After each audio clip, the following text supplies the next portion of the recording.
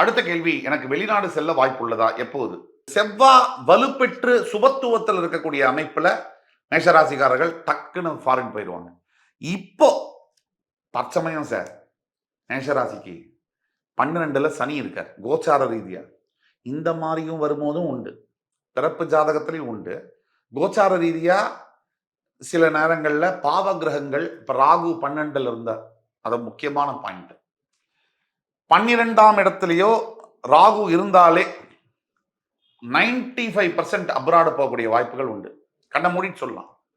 அதே மாதிரி 8ல சனி சுபத்துவத்தில் இருந்தாங்கன்னா அப்ராடு போகக்கூடிய அப்ராட்லயே செட்டில் ஆகக்கூடிய வாய்ப்புன்னு சொல்லலாம். பல நபர்களுக்கு இப்ப என்னையே எடுத்துங்க, நம்ம வெளிநாடு வேண்டாங்கிறோம். ஆனா மறுபடி அப்ராட் நமக்கு இழுக்குது ஃபாரின் கண்ட்ரிக்கு வாங்கன்னு.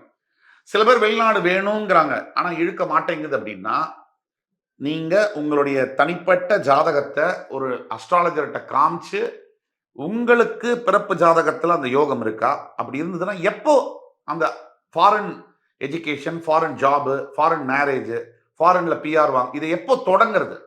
எப்போ அப்ரோச் பண்றது? இந்த ஒர்க்கை எப்போ ஸ்டார்ட் பண்றதுங்கிறதெல்லாம் தெரிஞ்சுக்கணும்.